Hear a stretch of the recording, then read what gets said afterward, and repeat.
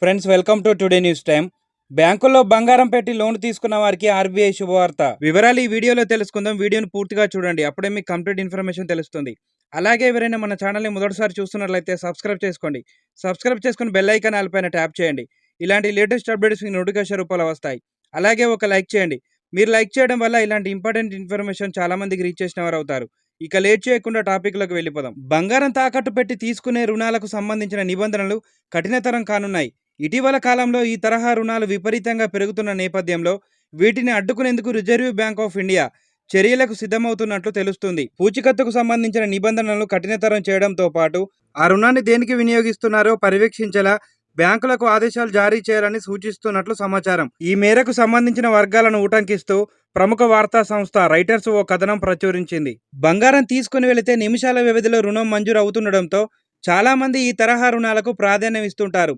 అసురక్షిత రుణాలకు ఆర్బీఐ అడ్డుకట్ట వేసిన నేపథ్యంలో ఇటీవల కాలంలో ఈ తరహా రుణాలు మరింత పెరిగాయి. అయితే రుణాలు తీసుకునేప్పుడు వారి పూర్వాపరాలు తనఖా పెడుతున్న బంగారం వారిదేనా కాదా వంటివి కూడా బ్యాంకులకు ఎన్బిఎఫ్సిలు ధృవీకరించాలని ఆర్బీఐ భావిస్తోంది. రుణాల జారీలో ఆర్థిక సంస్థలన్నీ ఒకే తరహా విధానాలు పాటించేలా చర్యలు తీసుకోనుంది. దేశవ్యాప్తంగా బంగారం తాకట్టు రుణాల మంజూరులో గత ఏడాది కొన్ని లోపాలను ఆర్బీఐ గుర్తించింది. రుణమిచ్చే సమయంలోనే బంగారం విలువ నిర్ధారణతో పాటు ప్రాసెసింగ్ రుసుము, వడ్డీ విషయంలో వేర్వేరు పద్ధతులను ఆర్థిక సంస్థలు అనుసరిస్తున్నట్లు ఆర్బీఐ దృష్టికి వచ్చింది. ఒకే పాన్ కార్డుపై ఒకే ఏడాది అనేక మార్లు బంగారం తాకట్టు రుణాలు ఎలా మంజూరు చేస్తున్నారంటూ ప్రశ్నించింది.